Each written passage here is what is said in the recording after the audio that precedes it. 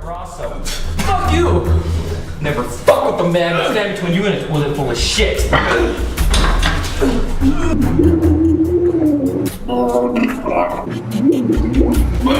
This is fuck you!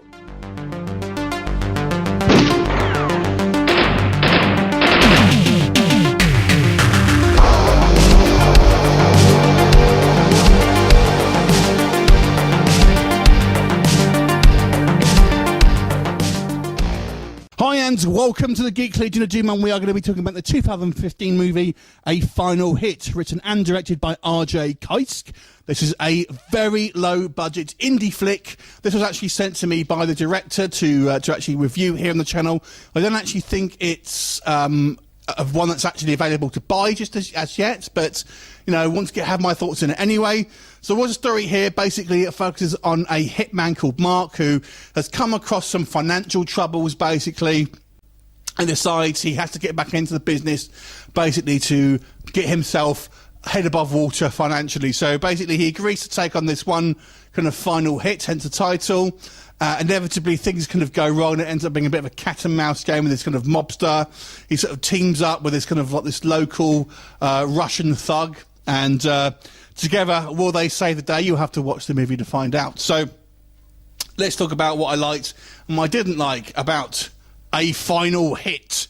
The other positives, first of all, for me, the first thing I would make note of is the actual cinematography here I thought was quite good. Now, bear in mind, this is a low-budget film, so I'm not going to be looking through the same lens as a kind of a big budget blockbuster, or even a kind of a low-budget indie film that might actually have a proper distribution deal. This is a kind of a amateur film, so we had to kind of take some leeway with the kind of production value and things like that. But I have to say, like I said, the actual camera positioning and the kind of the actual cinematography is actually quite good, and actually does show some a keen eye by the director here, who I think knows how to position a shot and kind of give you the kind of the most, and you know, uses kind of long shots and panning shots and stuff like that. There was a little bit of shaky camera I felt there shouldn't have been, but generally speaking, I thought the actual that kind of thing was all quite good.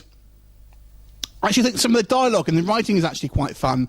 There's actually quite a lot of pop culture references here. It almost has a inspired by kind of Tarantino feel to it, where we have characters have these kind of arbitrary conversations basically about a variety of pop culture things, and it's quite fun. And I think these sequences are really where the dialogue shines, because they're very much of the kind of the time, if you like, and reflect what was kind of popular in kind of culture at that time. And I think it's quite fun. There's some funny references to a variety of different things basically. So I thought that was all quite good.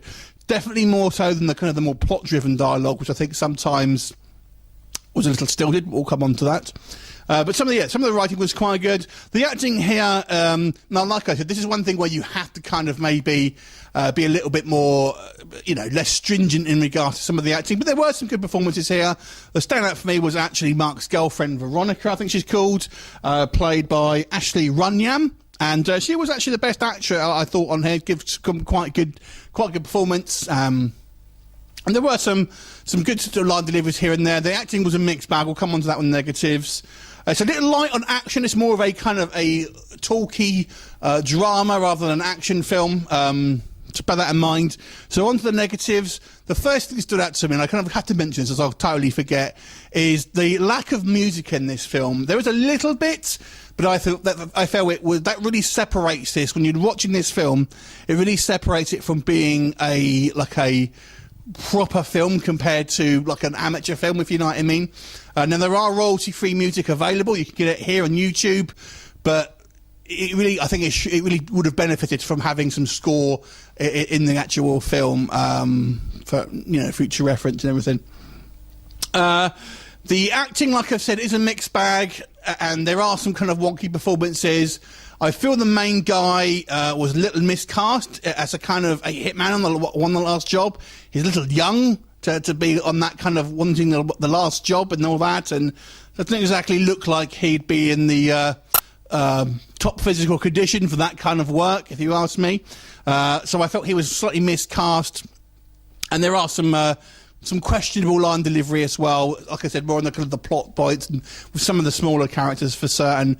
But like I said, I can't. These are not professional actors, I'm assuming. So, you know, I have to kind of maybe give that a little bit more leeway than they would normally. The actual plot itself, like I said, it's not an action film, despite the actual plot. There are some action sequences in it, but again, they're all kind of low tech. But the plot, because of that, is a lot more kind of dialogue driven, and therefore sags a little bit here and there. And also, I've got to say, the actual, from what I look like, I mean, I got sent a DVD copy by the director, so I can only judge it based on what I've seen. But the actual quality of like the visual equipment doesn't look a very, very good. It almost looks like a VHS transfer, I've got to say. So I don't know if the quality of the camera could have maybe upgraded a little bit, because you do notice it does look of somewhat low quality, I have to say.